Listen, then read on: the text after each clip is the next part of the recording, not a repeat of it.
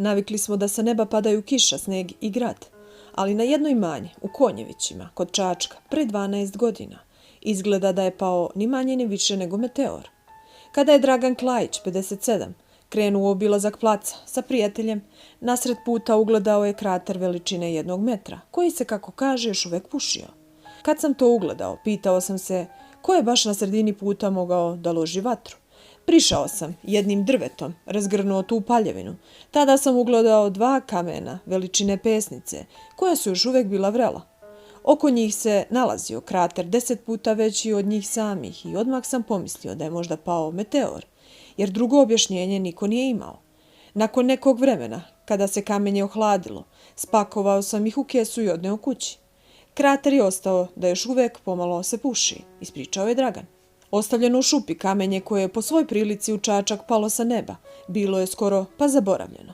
Međutim, kada je u februaru ove godine odjeknula vest da je meteor težine 5,5 tona pao najverovatnije u Sloveniji, a izgore u Hrvatskoj, podsjetio je Klajiće na kesu, koju su još uvek čuvali u garaži.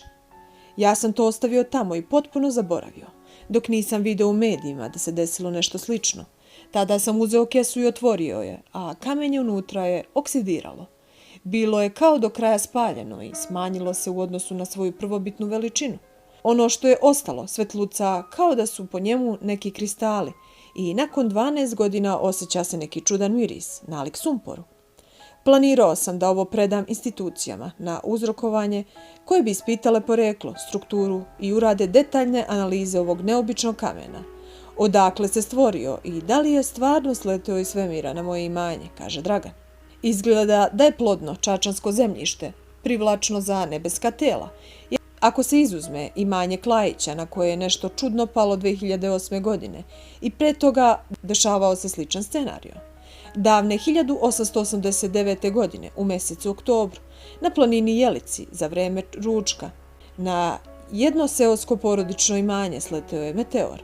Pronađene komade sakupio je i proučio profesor velike škole Jovan Žujović. Prirodnjački muzej tada je na poklon dobio primerak težak oko 7 kg. Posle toga, također u blizini Čačka, 1919. godine, pao je bolid, izuzetno sjajan meteor, svetliji od planete Venere, i prate ga zvučni efekti koji nastaju prilikom njegovog raspada. To je bio posljednji put da je njegov pad zvanično zabeležen na tlu Srbije.